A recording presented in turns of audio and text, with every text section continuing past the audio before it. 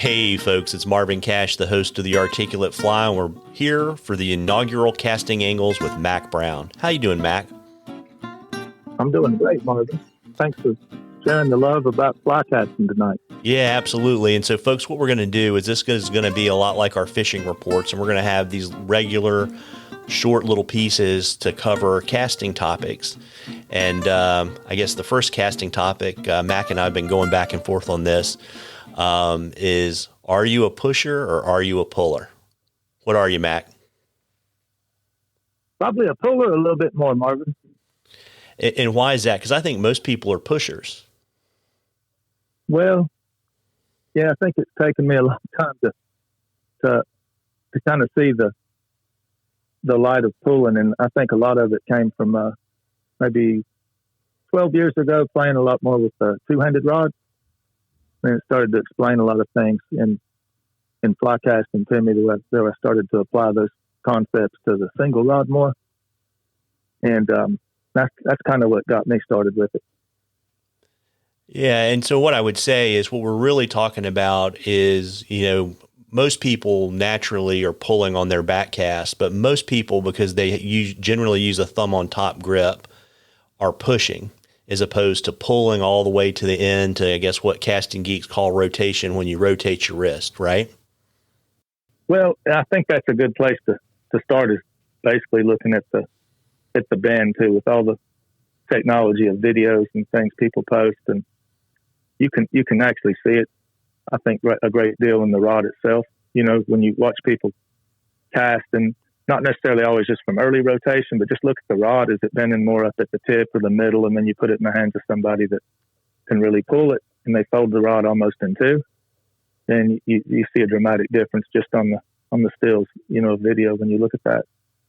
Yeah, and it also really helps with evening out power application as well, right? Mm-hmm. Yeah, the whole tailing loop dilemma is totally gone forever. I mean, once somebody truly becomes a puller in their forward cast, I mean, they never have to worry about throwing a tail unless they're asked to do it. Then they can go in there and throw it. But the first thing they're going to do is probably change their grip back and do a pushing stroke to demonstrate it, Yeah. So that's the beauty of it. It creates basically no tangles ever on the water. Yeah, and I think the interesting thing too, and you and I have talked about this before, is, there's some things you can kind of do to tip things in your favor, in the sense of you can change your grip. And I know, after spending a lot of time talking to you about it, I changed from a thumb on top to a 3-point grip. You want to kind of let folks know, why that's one advantageous for pulling, but also how it kind of helps eliminate some other problems that a lot of people have casting. Sure. The 3-point grip goes back to George Marriott in England. He was labeled the Prince of Fly Fishers back in the 1860s through the 70s and 80s. He was probably the best caster England ever produced. And that's the grip he used as well. And it's basically a V grip. Like if you looked at your top hand on a golf club, your thumb's laid off to the side of the cork, your index fingers extended straight, and the other 3 fingers are curled around the cork. And basically you have this open V. So there's no tendency to push because there's not anywhere to push from. And so basically it gets into the dilemma of, once we don't have a thumb to push on the back, all we can do is pull the pinky and the ring finger. And when we start talking about that, we're pulling the opposite direction, which becomes, it gets this is kind of deep talk, I guess, here, but it becomes a first-class lever. The rod you're holding, you're throwing forward now with the first class, the way you rotate it, versus a third class, which means put the thumb on top and push the same direction as the cast is going. And there's a big difference in those two. Yeah, and I think too, one of the things that does is that 3-point grip also changes the range of motion in your wrist and eliminates some problems a lot of people have, right, with either dipping the tip or some other issues that you'll see a lot of casters have a lot of times on the casting pond. That's right. I think what I like as well about it a great deal is the index finger is basically the rod's an extension of the index finger. And one thing that we use a lot at the schools is we talk about, at 5 months old, an infant points when they want a bottle or they want something, they'll point at it. We've been pointing at things ever since we were small. So just accuracy alone jumps huge when people can just point their finger where they're trying to place the fly. As far as the element of control for more advanced casts with curves and pile casts, the finger being along the side of the rod kind of helps pilot the rod tip path to basically the destiny of what you're trying to accomplish. And when you don't have that finger there, of course, it's like holding a club. I mean, it's not a lot of sensitivity of knowing what the tip's doing. And I think that's one of the biggest advantages of it. And it also changes, of course, the mechanics. I mean, well, you can't push something, at the top. And that kind of goes back to I'm not a big fan of rules of any kind, but there's a good comical rule. It says the two rules of casting that are always evident from the very beginning for everybody. What the rod tip does, the line does. And then rule number 2, don't forget number 1. And so that finger along the side of the court is just given much greater control for more advanced casting. Yeah, that makes a lot of sense too. And I think that probably segues a little bit into, what we talk about casting, people talk about when they talk about rotation, which is really, my understanding of it is that's really when you kind of close that V that's between basically the bottom of your wrist and the tip of the rod. And, when you talk about pulling with like your ring finger and your pinky, right? Right. Yeah, that's one of them. And the other part is with that V that we're talking about, you actually incorporate, if you imagine shooting basketball free throws, that motion when you release the ball is called flexion. And so by rotating the thumb over to the side, you just have to do experiments. People can grab a ruler or a stick in the yard or whatever and throw a stick with flexion, letting it go, versus throwing with abduction, or like if you're doing a back cast, abduction, adduction, going back and forth. But you'll find there's a lot more power once you incorporate flexion and extension in your cast, and that's what that grip helps to promote.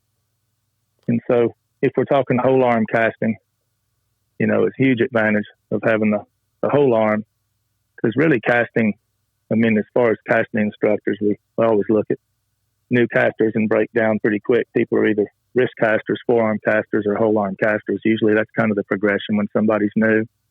They sit there with the wrist down at their belly button and flop it back and forth. That's pretty much a beginner stroke in my opinion, because they're not going to go very far with that. It's like some of them will stay with that, for a decade. Then they wonder why they can't hit the distance in salt water or something else, because they have to change.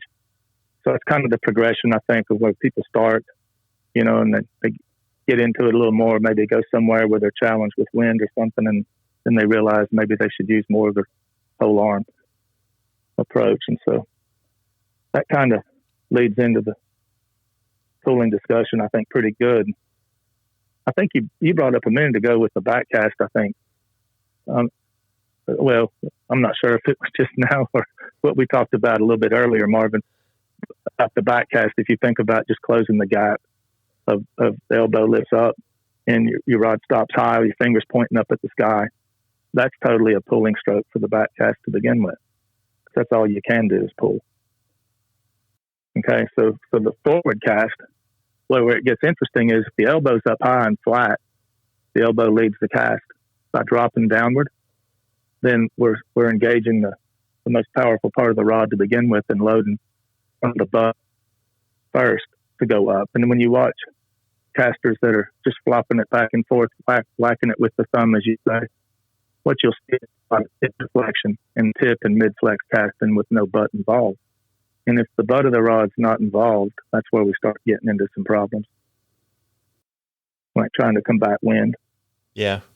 I mean, because you're really, you've got the, I guess what I would call potential energy, right? That you can put in the rod, and that's all about how deeply you bend it, and right. Starting to bend it at the butt and going forward. And, I guess one of the questions I have for you is, so people, are listening to this and hopefully they're like, wow, this is interesting. Maybe we want to try it. Do you have some suggestions for drills for folks that they can kind of try to, if you've been pushing with your thumb for years, how, if you want to make this change, how to do it and kind of create that new muscle memory? Mm-hmm. Yeah, I think one of the best drills is audible. To break the rod in two, no line on it. Just have the rod, like that's a 4-piece rod, just use the first 2 sections. 2-piece rod, just use the lower section. take the line off of it and just assume you're like where your rod would be in a back cast, normal back cast with the elbow high, and just sit and practice by lowering the elbow and listen to the sound that you can generate by pulling, the difference of pulling from the bottom or pushing with the thumb, as you say. And you'll hear, it's about a 4 times higher frequency you'll hear once you're doing it by pulling with those fingers at the bottom. And I think that goes back to, once you understand that the frequency's higher, then you realize the acceleration must have been much greater. And then it's easy when you put a line back on it to get the proper acceleration you're wanting to do for distance. But that's probably the most common question. That drill helps cut through a lot of that. Probably the most common question it shows over the years. This is a typical thing you'll hear a lot, Marvin, is people will say, I'm a great 30-foot caster or a 40-foot caster, and I can't seem to go to 50. It's like this magic barrier at 40 to 50. Well, what's the problem? Well, if they're pushing with the thumb and they're only getting an assumed acceleration that's always similar without being able to deviate it to a higher acceleration, that's why they're still a 40-foot caster, if that makes sense. I mean, if to go 80 or 100 feet or whatever it might be that your goal is, the only way to get there is to learn how to accelerate it faster. And it doesn't mean you have to be built like Schwarzenegger. I mean, my kids were able to generate a lot of that kind of speed when they were 5 and 6. So, I mean, it's just more about being coached than it is about physique. Yeah, and I think, too, like at least my experience when I started experimenting with it was you actually had to kind of relearn how to apply power because you kind of unlocked so much additional power that you didn't realize was originally there that you could really you could back off a lot. Oh, you really, really can. And I think a lot of this sounds kind of off the wall here, but if you really want to get into like what's the difference of pulling and pushing a rod, there's a lot of good books out of Japan about the art of swordsmanship, like the samurais, and they go into all that in great detail about the sword being a first class instead of a third class lever, and they talk about the speeds generated that the samurais could do thousands of years ago. And I mean, the proof's in the pudding. I mean, you take that sport and lay it over to this sport, and I mean, it's the same thing. It's the same lever, except one's a sword and one's carbon or fiberglass, but the concept is the same. So that's what kind of got me really interested in it. I remember about 12 or 13 years ago buying all these books with samurais and going through those, and that taught me a great deal. Yeah, and what I'll do is I know there's some good Wikipedia articles on levers, so when people are like, what on earth are they talking about first and third order levers, I'll drop one of those in the show notes. And, folks, we're going to keep doing these probably every few weeks, and, we love questions. And so if you have a question, a great way to get them to us is drop them to us in the comments on the post in Facebook or on Instagram, or you can email them to us. We would love to answer your questions. And before we go tonight, Mac, you want to let folks know where they can reach out to you online if they have questions, because, you've got schools, you teach, and you're a teaching guide is what I really think of you as, so they can find you if they want to kind of learn more and all that kind of good stuff. Sure. My web address is Mac Brown, MacBrown, flyfish.com. And we're getting ready for show season. We're looking forward to that, though, as well. And so hopefully we'll be near a city. Hopefully where the listeners are. I mean, Atlanta will happen after Edison, and then from Atlanta to Denver, from Denver to Pleasanton, California. So hopefully to meet some folks or send questions to Marvin, or my email is off the website if you get any kind of casting questions, and we'll bring them up on the podcast. Yeah, absolutely. And folks, we're almost a week away from Christmas. So I want to wish everybody a Merry Christmas and a Happy New Year. Merry Christmas, Mac Brown. Merry Christmas, everybody.